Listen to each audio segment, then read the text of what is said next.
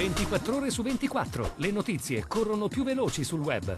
Guarda le ultime news sulle web TV di TG Italia, TV Veneto e tvverona.com. Connettiti con Industria e Finanza, la cronaca del Veneto e la cronaca di Verona.com.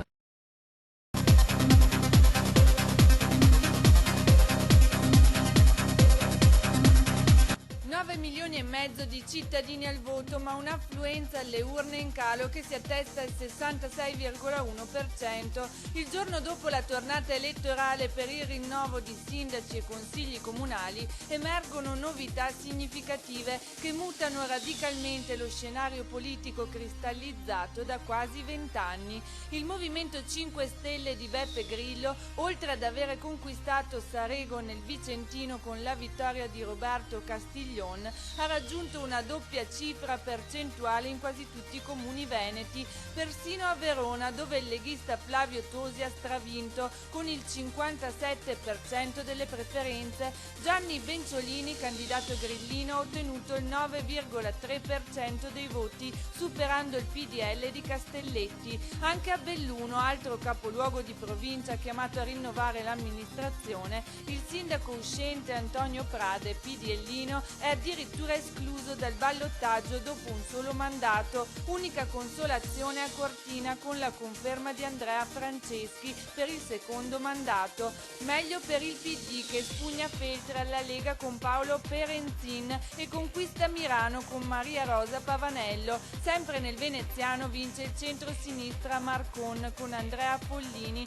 a Salzano con Alessandro Quaresimin, mentre a Campagna Lupia vince Fabio Olivieri, sostenuto da PDL e Lega. Nel Trevigiano la Lega Nord conferma le amministrazioni di Godega, Sant'Urbano, Tarzo, Segusino, Fontanelle e Zenzon. Il centro-sinistra conferma Silea, Cappella Maggiore, Susegana, guadagna Borso del Grappa ma perde Casale sul Sile. Il centrodestra conferma Castelcucco, Postagno, Cessalto. Ma veniamo al padovano. A Conselve vince Antonio Ruzzon, sindaco uscente con quasi il 50% delle preferenze. A Saonara Walter Stefan vince la corsa a 8. A Teolo Moreno Valdisolo diventa primo cittadino. A Loreggia trionfa Fabio Bui. A Piombino Dese viene confermato Pierluigi Cagnin, mentre Giuseppe Pan della Lega Nord succede a Massimo Bitonci a Cittadella con il 56% dei consensi. 1.700.000 euro sono stati assegnati alle 19 comunità montane del Veneto con una delibera approvata nell'ultima seduta della Giunta regionale su proposta dell'assessore al turismo e sviluppo montano Marino Pinozzi. Questi enti hanno così ricevuto un fondamentale supporto economico per lo svolgimento delle loro attività istituzionali. Si tratta di un contributo estremamente importante per le comunità montane, ha spiegato Finozzi, in quanto esse svolgono una insostituibile funzione di supporto all'economia montana e ai servizi alla popolazione di queste zone, oltre che di tutela e salvaguardia ambientale. Già negli anni precedenti, nonostante le ristrettezze del bilancio e l'azzeramento dei trasferimenti statali, eravamo riusciti ad erogare complessivamente 3,5 milioni di euro. Sabato mattina un pullman con a bordo carabinieri in congedo e loro familiari è scivolato proprio qui, nello scolo che vedete alle mie spalle, nel tratto tra il comune di Ponte San Nicolò e Legnaro. 23 le persone a bordo che erano dirette a Jesolo al raduno nazionale dell'Arma dei Carabinieri, 5 le persone che hanno perso la vita.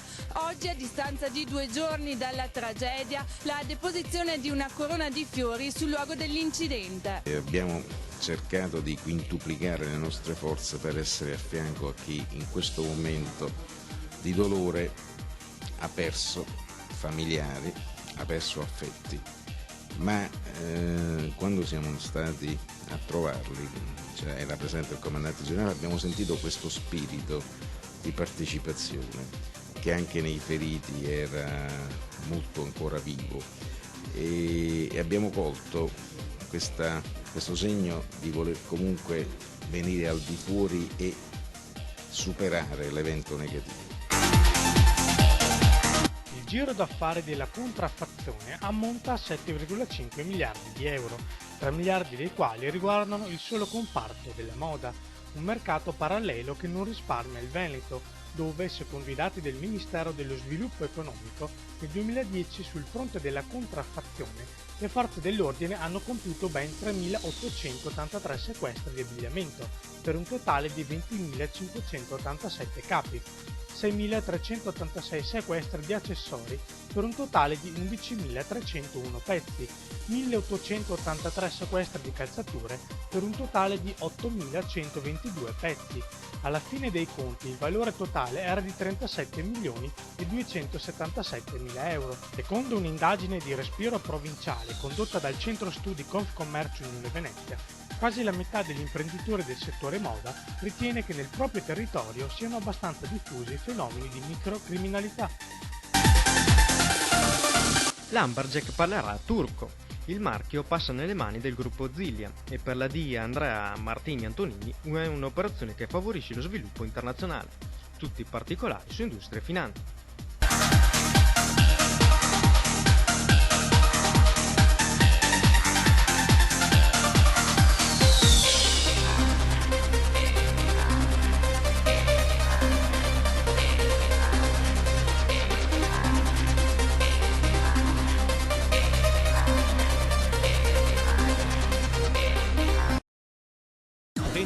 Ore su 24, le notizie corrono più veloci sul web.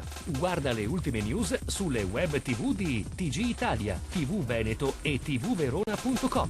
Connettiti con Industria e Finanza, la cronaca del Veneto e la cronaca di Verona.com.